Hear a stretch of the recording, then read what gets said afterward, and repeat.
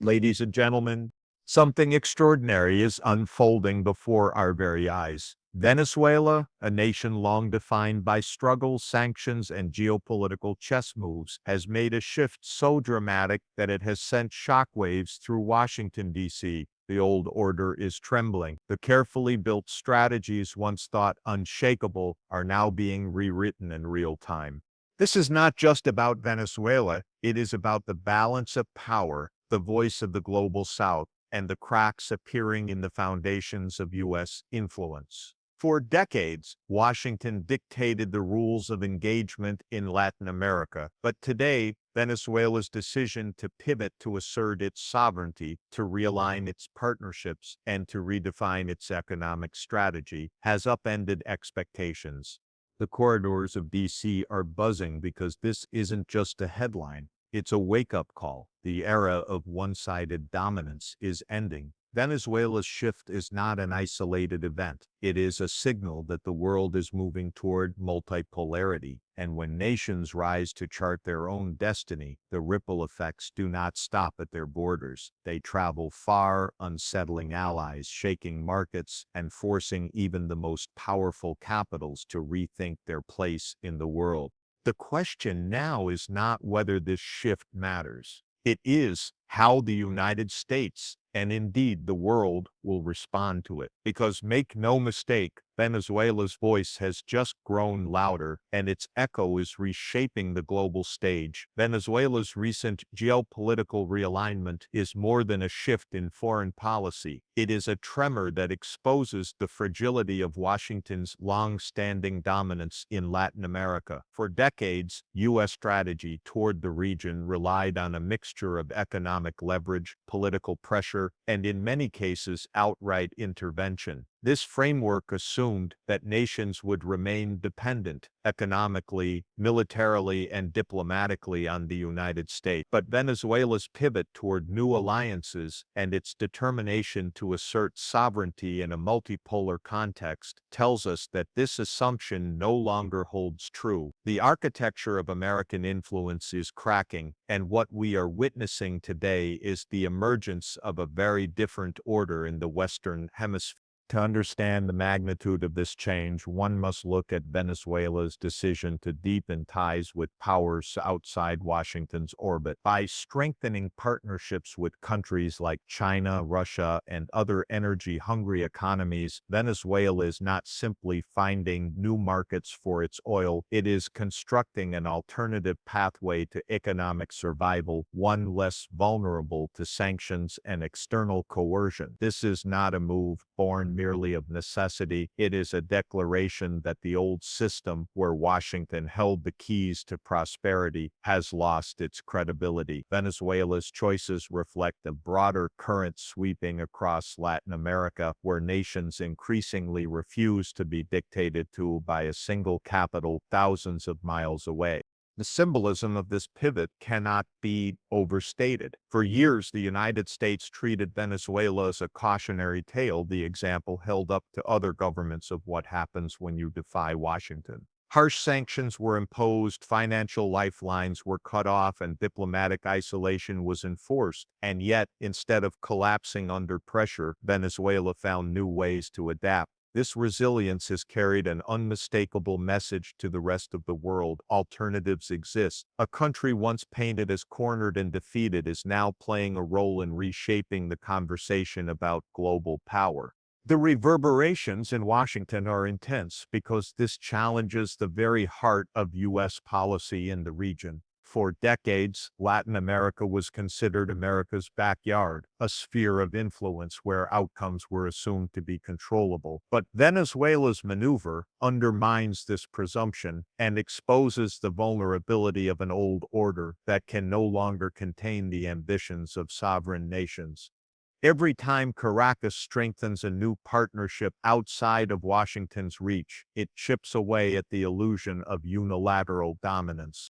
There is also a psychological dimension to this realignment. For American policymakers, the belief in an unquestioned hemispheric authority has been deeply ingrained, almost an article of faith, in foreign affairs. Venezuela's actions disrupt that belief. forcing a recognition that history has moved on, that the Cold War framework of influence no longer applies, and that nations are exercising choices based on their own interests, not those imposed upon them. This realization unsettles not only U.S. policymakers, but also the strategic planners in allied capitals who depended on the United States to maintain control over its southern neighbors. At the same time, Venezuela's pivot carries lessons for the global South as a whole. It demonstrates that even under intense pressure, nations can chart independent courses. This is not to romanticize the challenges Venezuela faces, which remain profound, but rather to emphasize that its resilience and willingness to seek alternatives are now reshaping perceptions of what is possible. Other nations struggling under external pressure are taking note. They see in Venezuela's realignment an example of resistance that translates into influence, a reminder that sovereignty is not only worth defending, but can also yield strategic advantage when pursued with determination.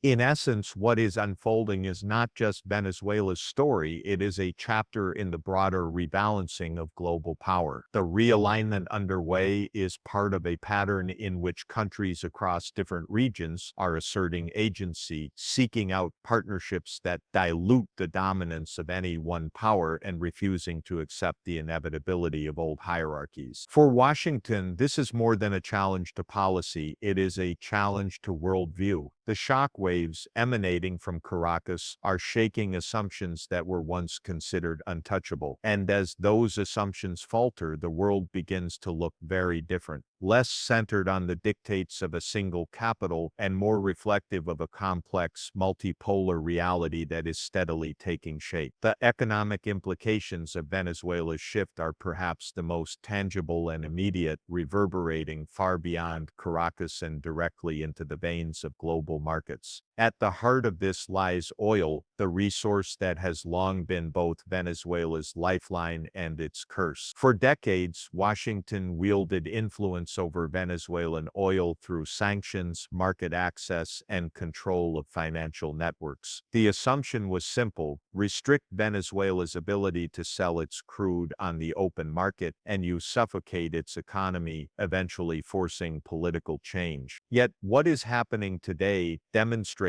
that the world has changed. Venezuela has found new buyers, new partners, and new financial channels. In doing so, it has diminished Washington's ability to dictate the terms of its economic survival. When Venezuela opens its oil fields to alternative markets, be it China, India, or even countries quietly seeking to hedge against dependency on U.S. suppliers, the balance of global energy supply subtly shifts. This is not just about barrels of oil changing direction. It is about the erosion of sanctions as a tool of dominance. Once thought of as airtight, U.S. sanctions are increasingly porous in a multipolar economy where trade flows can be rerouted and payment systems diversify. The message is clear: economic punishment no longer guarantees compliance. Washington's leverage over Venezuela's most important export is no longer absolute. The ripple effects are already visible as Venezuelan oil trickles into new markets. Even in limited quantities, it alters pricing dynamics. For importers facing soaring energy costs, Venezuela represents an opportunity, a chance to buy cheaper crude and reduce dependency on traditional suppliers. For producers, it is a reminder that no player can be permanently locked out of global trade. Every deal Venezuela strikes outside U.S. oversight undermines the perception that Washington controls the flow of oil. The global energy system is, by its very nature, interdependent, and once cracks appear in the architecture of control, they tend to widen quickly.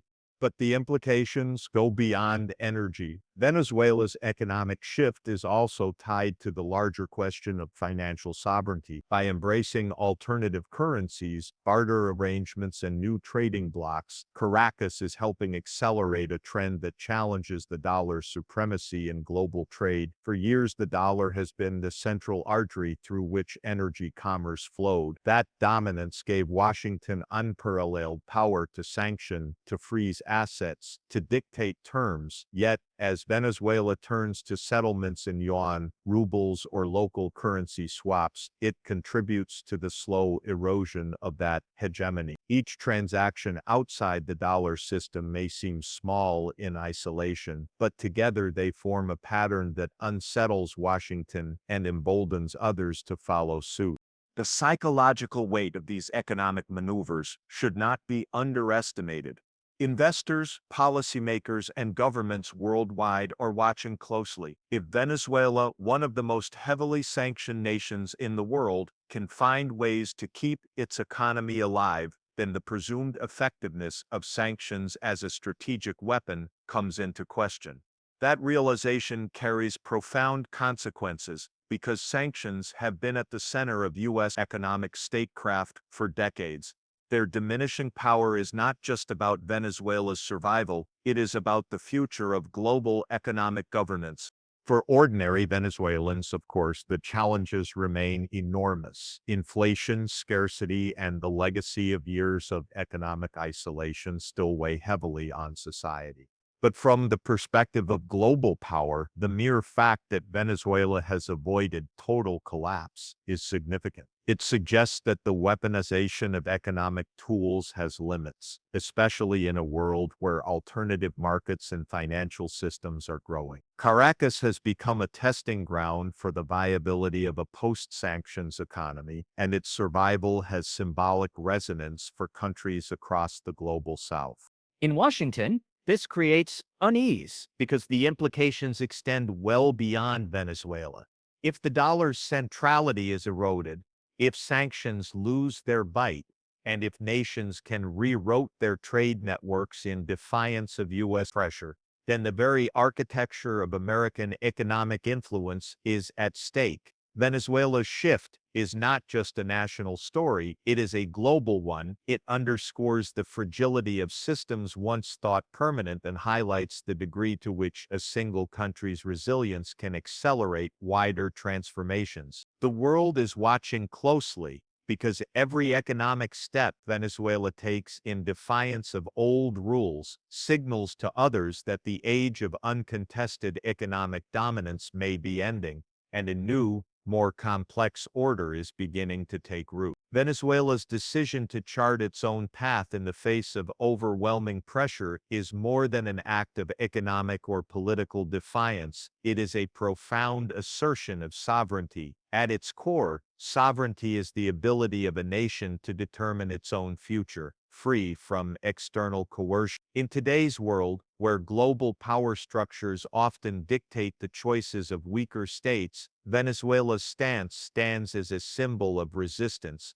a message that the age of imposed obedience is giving way to the pursuit of independence. For Washington, this is not just a policy setback, it is a philosophical challenge to the very notion that smaller nations must fall in line with the dictates of a dominant power. The story of Venezuela is, in many ways, the story of the global South. It reflects a shared experience of exploitation, sanctions, and interventions where sovereignty was often reduced to a formality rather than a lived reality. For decades, external powers wielded tools of financial control, military intimidation, and diplomatic isolation to keep nations within a carefully drawn orbit. Venezuela's refusal to bend, its insistence on choosing its own partners, and its willingness to endure enormous hardship rather than capitulate turns that narrative upside down. It demonstrates that sovereignty is not a gift handed down by the powerful, it is a right that must be claimed, defended, and lived out, even under the harshest of conditions. The symbolic power of this stance extends far beyond Venezuela's borders. Across Latin America, Africa, and Asia, governments and peoples are watching closely. They see in Venezuela a mirror of their own aspirations, the desire to resist dependency, to shape policies according to local needs, and to push back against an order that has too often ignored their voices. The idea that sovereignty can be exercised even under duress resonates deeply. It plants a seed of possibility that other nations may cultivate in their own struggles for independence.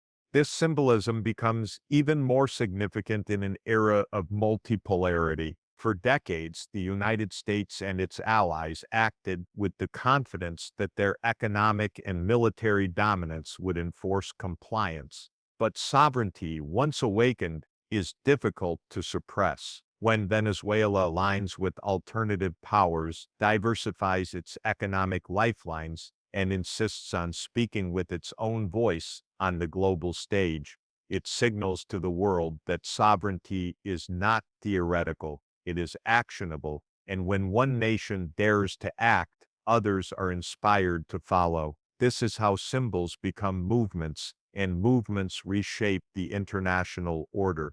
The psychological shift is crucial. For too long, smaller nations were told that resistance was futile, that the weight of sanctions, blockades, and isolation would inevitably crush them into submission. Yet Venezuela's persistence tells a different story, that sovereignty, when fiercely defended, can endure even the greatest pressures. This does not erase the real hardships faced by the Venezuelan people, but it transforms their struggle into something larger, a beacon of resilience, a demonstration that the human will to be free cannot easily be extinguished. What unsettles Washington most is not simply Venezuela's survival, but the example it sets. The notion that a sanctioned nation, targeted and isolated, can still function, still find partners, and still project influence is a direct challenge to the logic of dominance. It raises uncomfortable questions. If Venezuela can resist, why not others? If sovereignty can withstand economic punishment, what becomes of the tools that have long been used to enforce submission? These questions echo not just in Latin America but across the global South, where memories of foreign control remain fresh and the desire for true independence burns strongly. In this sense, Venezuela's shift is more than a geopolitical maneuver. It is a reaffirmation of dignity. It is the assertion that a people's right to self-determination cannot be permanently subjugated. And as that message travels across continents, it reshapes the way nations perceive themselves and their place in the world. Sovereignty becomes not an abstract principle, but a lived reality, embodied in the choices made by states that refuse to accept their assigned roles. The global stage is changing because symbols matter. Venezuela, by standing firm, has become a symbol of sovereignty in action. Its voice, once dismissed or silenced, now carries weight precisely because it is a voice of defiance, resilience, and independence. And in the long arc of history, it is often such voices, born in struggle, amplified by persistence, that end up reshaping the very foundations of the international system. The lesson is unmistakable. Sovereignty is no longer a privilege granted by the powerful. It is a right that, once claimed, can inspire a world to move in a new direction.